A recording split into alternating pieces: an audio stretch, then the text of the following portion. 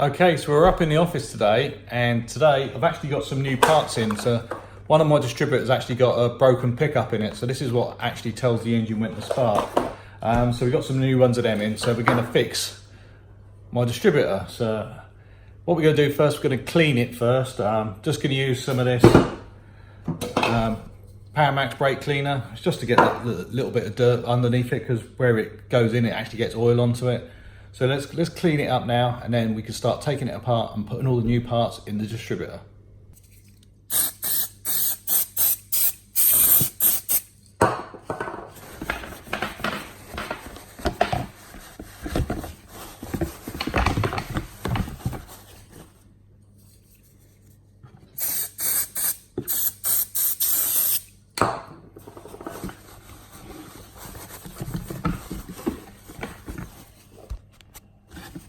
There we go, so that's all nice and clean.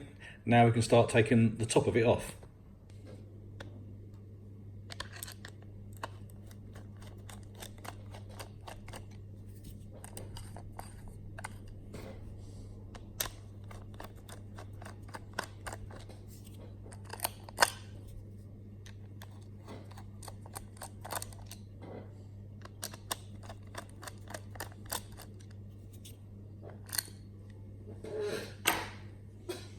Okay, so the next thing we have to take apart, just have to take these two bolts out. I've already cut the wires off the other half of it. So let's take these two bolts out, and then we can remove the magnetic pickup.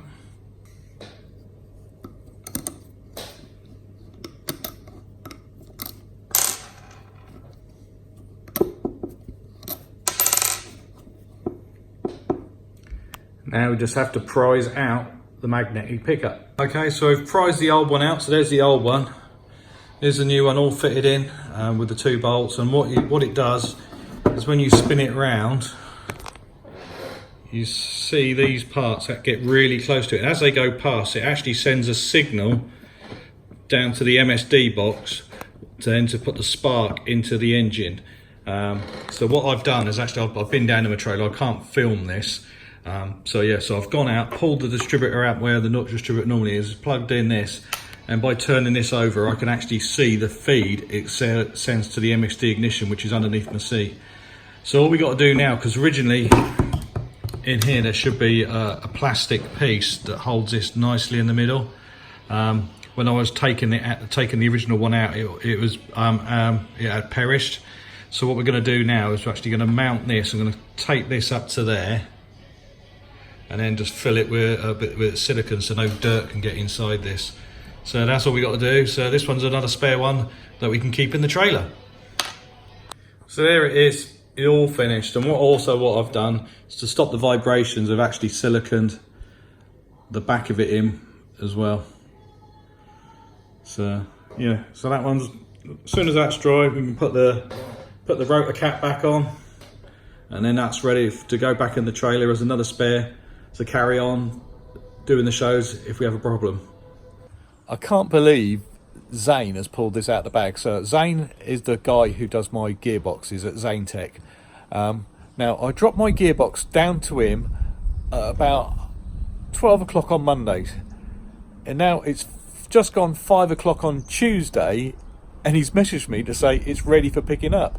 So tomorrow I'm going to have my eyes tested, and then straight after that I'm going to drive down to ZaNNetec and pick up my gearbox already. Wow, thank you very much, Zane. Turned it round really, really quick again. So yeah, we've got another spare one to put back in the trailer.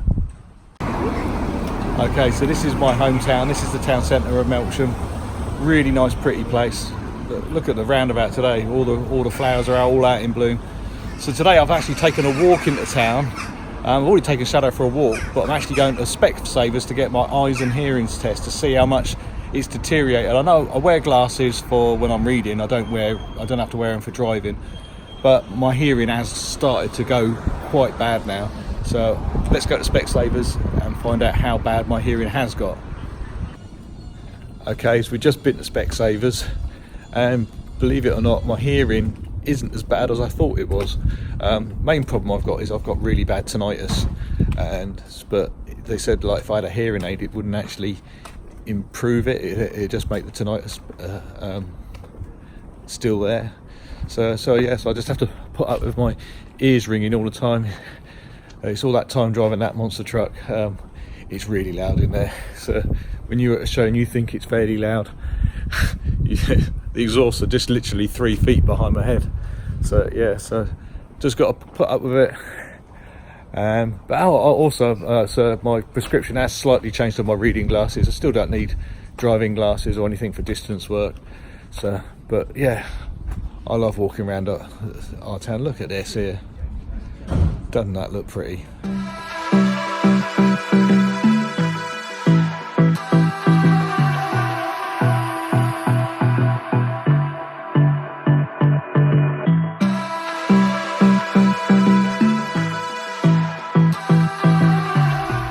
Okay, so we've arrived at ZaNNetec, and here's Zane, the man. Hi. He's the one who fixes all my gearboxes, and as you can tell, he does quite a few gearboxes. So what did we actually do on it then, Zane? Right, those donuts you've been doing, yeah. You've worn this clutch completely out. Yeah. And to the point where the piston that applies this clutch had popped out. Oh, wow. And burst the seal. So it burst the seal on it, so that's yeah, right. So you lost third gear and reverse gear because of that. All right. So now what we've done is we've put some race steels in, which are thinner. Yeah. And some thinner race frictions, and we've upped it to 7 clutches instead of 5. All right. So which is about 30% stronger. Yeah. So you can carry on doing your donuts. Awesome. Thanks, Zane. Okay. Okay, a little tip for you. So, got the gearbox back from Zane. Now it's going to live in the trailer, so you've got open parts on it. So you don't want dirt getting into this because this could be in the trailer for a while. Now, what you could do is you could just get masking tape and just keep going around it, around it, and that would work. But the problem is, it's been in there for a while, and what you find is when you take all the tape off, because the tape sticks really, really well. But what you can find out is you end up with glue off the masking tape all around the back. So what I do is I get nitrile rubber glove, and then you put the nitrile rubber glove over everything, so that's still sealed it up at the end, and then get your tape, which I've just ripped.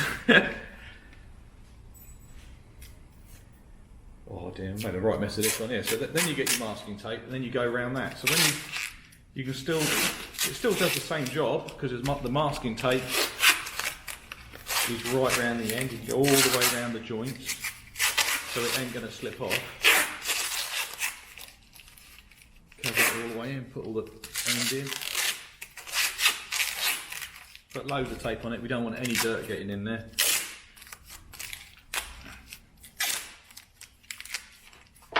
So now when you take it off, the nitrile glove has protected it, so none of the none of the glue has stuck onto the aluminium.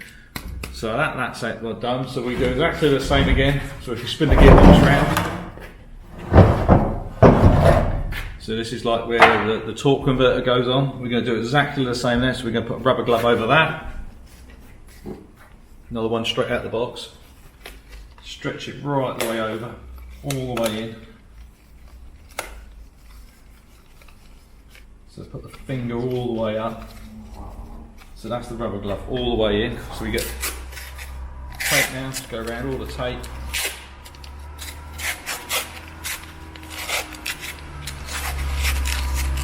All the way down.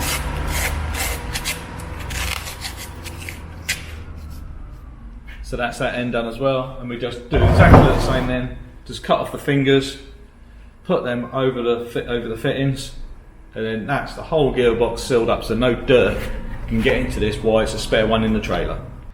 Okay, so done exactly the same thing to the torque converter. So that's all the gearbox components, all protected, so we can put it back in the trailer, ready for a spare once again. Okay, so when we was at American Speed Fest, and when we was loading that monster truck back into the trailer, the rear steering stopped working. So this is the rear steering off the monster truck. So it's actually split apart. So I've had this. What went wrong with it is the motor burnt out. So this is the motor. It's been away and it's been repaired. I use Bristol Auto Electrics at Westbury. They've got 2 depots. They've got one at Westbury and one at Bristol. So Westbury's not too far, so they've dropped it in there. They send it to their other depot where their main workshop is at Bristol, and they've reconditioned the motor. So the motor's all ready to go back together now. So the pump is basically 3 pieces. So you've got the motor, you've got the reservoir tank, and all this bit in the middle is actually the pump. So all we got to do now is join the motor back to the pump housing. I have taken off the reservoir and cleaned it just to make sure there's no debris in there. There's a filter in the bottom of it here. So yeah, so let's get the pump back together. Okay, so the hydraulic pump is all back together. So we put the motor back in to the pump assembly, and the pump assembly is connected to the reservoir. The way the hydraulic pump works, that is where you'd have your battery feed connected onto. That is the wire that comes from the switch. So that energizes this solenoid that actually starts the motor. So we're not putting all the power straight into here. So this is like an electrical switch. So this switches this on. And as soon as that is switched on, it either turns on this one or that one. So that is to tell it whether to go left, and that one's to make it go right. So these are switches. So that and that would be on at the same time. So then the fluid will go around the pump and it will come out this port here, or the port on the other side. So that's how the electric is. So this is electric over hydraulic steering for a monster truck.